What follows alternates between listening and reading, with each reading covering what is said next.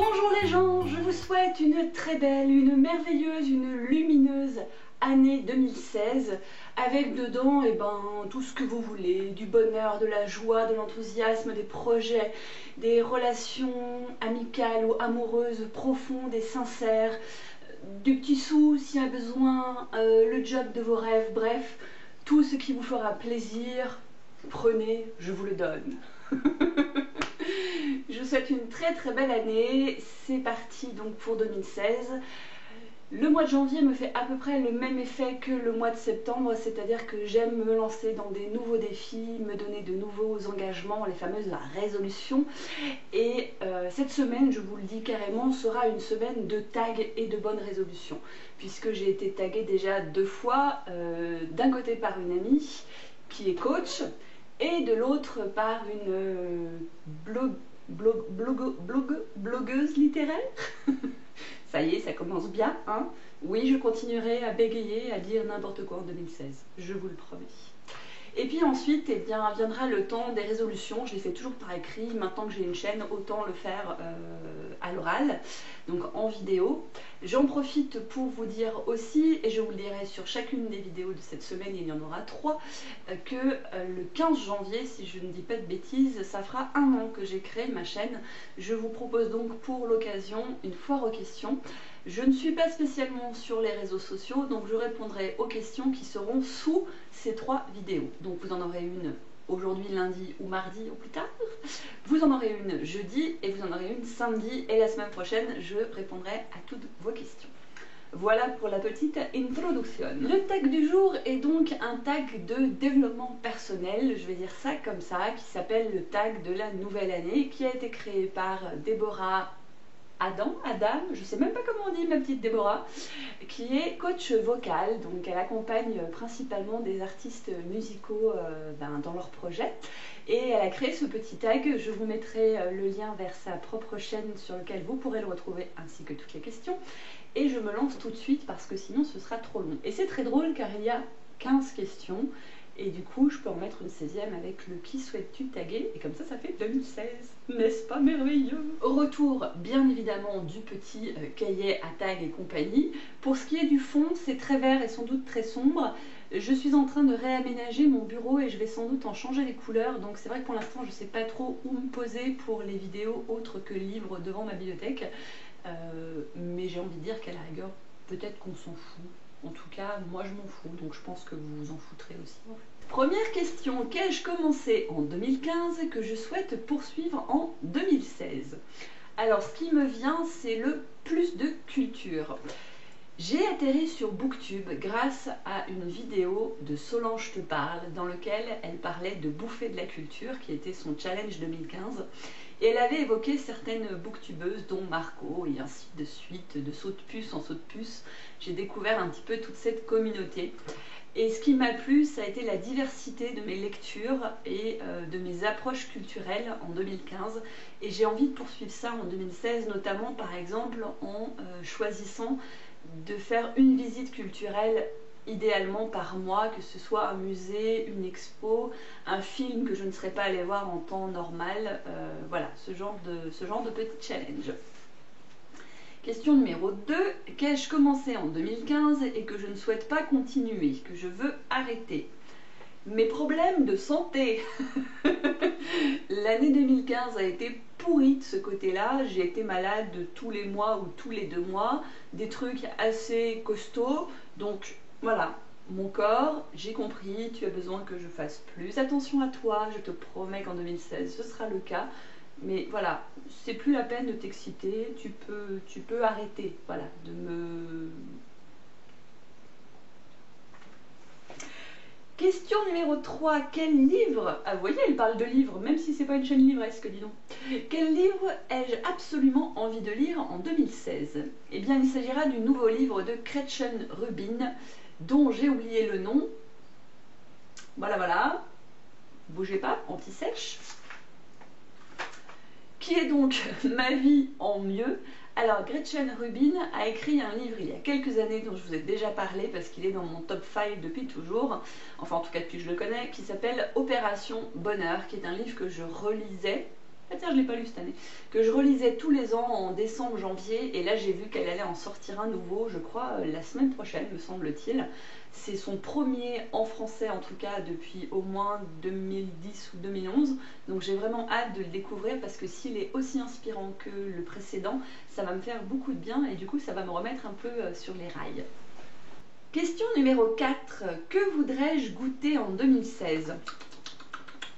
Alors, outre les petites gourmandises que je pourrais avoir dans mes swaps à venir, ce que j'aimerais goûter en 2016, c'est la pâtisserie crue.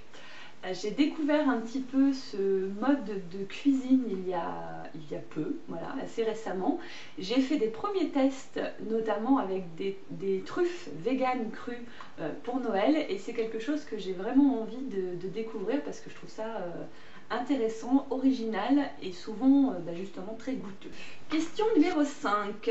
Quel est le talent que je souhaite développer ? Alors le talent que je souhaite développer, c'est un petit peu toujours le même. Je suis quelqu'un, en tout cas je me considère comme étant assez créative. Dans le monde du travail, on dira que je suis force de proposition. Mais voilà, je suis quelqu'un d'assez créatif, j'aime bien proposer de nouvelles idées, de nouveaux, alors pas point de vue, mais façon en tout cas d'appréhender les personnes, les événements, les comportements, les relations, etc. Donc je tiens à garder ça et à persévérer dans ce domaine, ainsi que dans l'intuition. Cette année 2015, je me suis fait beaucoup plus confiance en termes d'intuition. Des fois j'ai fait ou pas fait certaines choses juste parce que je le sentais ou je le sentais pas, sans avoir d'explication à donner, et m'autoriser cette liberté, ça m'a fait beaucoup de bien. Je le conseille à tous. Question numéro 6. Une bonne habitude à prendre. Alors ce sera une bonne habitude à reprendre et ce sera écouter de la musique. Je réalise que j'en écoute assez peu, c'est pas un comportement spontané chez moi. Et pourtant, à chaque fois que je suis toute seule en voiture et que je peux chanter à tue-tête sur des airs complètement débilos, ça me fait un bien fou. Donc je voudrais voilà, me réautoriser à chanter à tue-tête et à danser comme une concon dans ma maison un peu plus régulièrement. Question numéro 7. Une moins bonne habitude à laisser tomber. Alors, ce que j'ai écrit, parce que celle-là j'ai eu du mal à y répondre, c'est laisser dire, laisser faire. C'est une mauvaise habitude pour moi parce que parfois, parce que je crains le conflit, parce que j'ai peur qu'on m'aime moins, je ne dis pas forcément ce que je pense ou ce que je ressens. Alors je parle pas de jugement, je parle simplement de donner mon point de vue sur une question ou sur quelque chose qui se passe. Et ça je le fais pas forcément, et j'aimerais voilà, arrêter de laisser dire, laisser faire et aller plus loin dans les discussions quand je sens qu'il y a possibilité d'améliorer en fait. C'est mon côté militant, on va dire ça. Question numéro 8. 3 personnes avec qui je souhaite passer plus de temps cette année. Alors je ne vais pas avoir de nom à vous donner parce que c'est ce que j'avais fait l'année dernière et ça m'a pas spécialement réussi.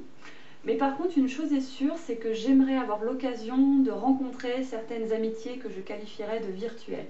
Il y a des gens avec qui j'échange depuis de très nombreuses années que je n'ai pas encore eu l'occasion de rencontrer et j'aimerais beaucoup avoir les opportunités de le faire cette année.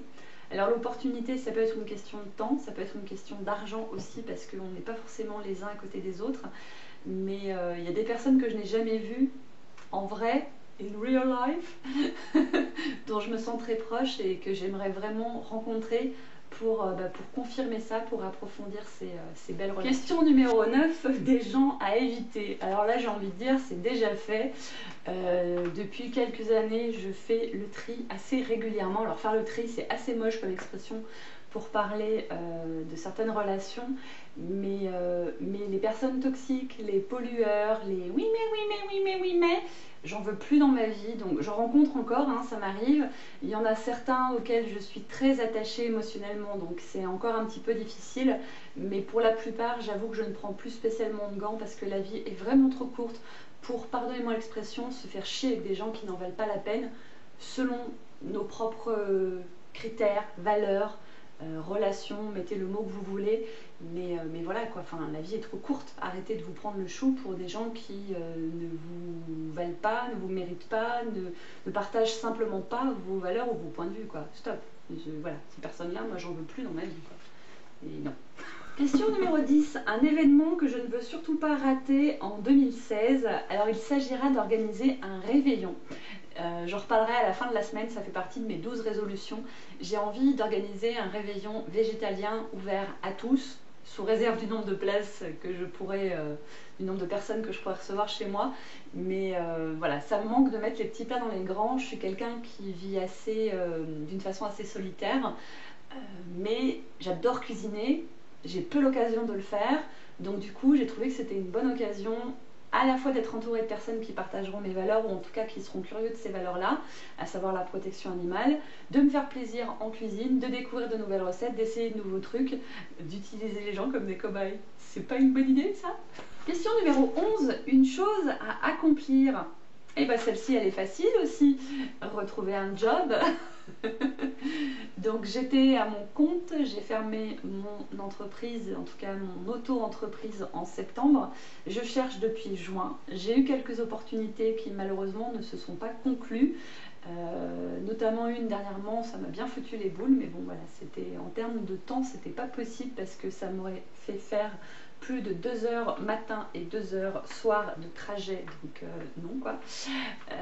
Mais voilà, j'aimerais retrouver un poste donc en entreprise, dans l'assistanat idéalement de direction, peut-être dans un service de formation, ça serait chouette, ou dans un organisme humanitaire, à plein temps, bien payé, donc bien payé encore une fois selon les critères de chacun, donc bien payé selon mes critères, qui soit enthousiasmant, où j'ai des responsabilités, où je puisse proposer des choses, et voilà. Donc la fin 2015 m'a permis de voir qu'il y avait quelques postes possibles. Ça s'est pas fait voilà, pour des raisons X ou Y, mais en tout cas ça commence un petit peu à rebouger de ce côté-là. Donc j'ai bon espoir que 2016 soit l'année du renouveau du point de vue professionnel, et j'ai hâte. Question numéro 12, un gros projet en vue. Alors j'en ai deux qui me tiennent vraiment à cœur. Le premier, il a démarré avec le NaNoWriMo, mais il n'est pas vraiment terminé, mais ce serait d'écrire mon second livre, qui serait plus ou moins une suite à l'hippopotame hyperphage, mais pas tout à fait. Je vous en parlerai plus quand ce sera mieux avancé. Et l'autre gros projet, je ne pense pas que ça pourrait être pour cette année, ou alors peut-être un petit bout, mais il s'agirait d'un projet autour de la marche et des femmes et de la Bretagne. Voilà ce que je peux vous en dire. Question numéro 13. Quelle activité à mettre plus souvent au programme cette année? Alors, contempler. Contempler, donc j'ai essayé de méditer, je ne suis pas spécialement douée pour méditer, pour me relaxer oui, mais méditer pas trop. Par contre, contempler. Contempler, ce que j'appelle contempler, c'est me poser et regarder ce qui se passe autour de moi, sans être accroché à un téléphone, même si je le suis très rarement. Regardez ce qui se passe, prêtez attention aux petits détails, remarquez la petite fleur toute seule qui pousse, un jour de pluie, remarquez le sac à dos d'un gamin qui est hyper coloré, du coup ça me met la banane. Voilà, c'est vraiment me poser, être là dans l'instant et regarder ce qui se passe autour de moi, juste pour le plaisir d'être bien, d'être calme et de savourer. Question numéro 14. À quoi ai-je envie de dire un grand oui en 2016? À la simplicité. Je crois que ça sera mon credo, je vous en reparlerai dans les résolutions. La simplicité volontaire, voir la décroissance, me sortir un peu de tout ce contexte marketing, commerce, pub dans lequel on baigne quand même pas mal, qui m'a toujours gênée, mais qui me gêne de plus en plus. Et voilà, me rapprocher un petit peu d'un style de vie qui me correspondrait. C'est vrai que cette année, j'ai pas trop eu le choix en fait. J'ai été dans la simplicité parce que j'avais pas une thune et que c'était très très compliqué. Mais ça m'a du coup ouvert certaines perspectives. Voilà, on dit souvent que quand il y a une porte qui se ferme, il y en a une ou trois autres qui s'ouvrent. Et du coup, voilà, cette difficulté que j'ai eue d'un point de vue professionnel et financier m'a permis de réaliser que je n'avais pas besoin de tant de choses que ça pour être bien, que l'essentiel n'était pas dans ce que je pouvais acheter ou consommer. Malgré tout, je reste très contradictoire parce que je peux vouloir n'acheter que des livres d'occasion et puis craquer sur... Merci le chat. Et puis craquer sur un Starbucks à 5 euros, voilà. Donc je suis moi-même pleine de contradictions, donc je ne juge personne, chacun fait comme il le sent, mais moi je ressens vraiment le besoin de cette simplicité et ce sera un très joli mot d'ordre, je pense, pour 2016. Et enfin, donc dernière question ou avant-dernière question, quel est mon mot pour l'année? Alors là c'est pareil, j'ai eu un peu de mal à en trouver un seul, donc j'en ai trois. J'ai noté inspiration parce que j'ai envie d'être inspirée et j'ai envie d'inspirer les autres.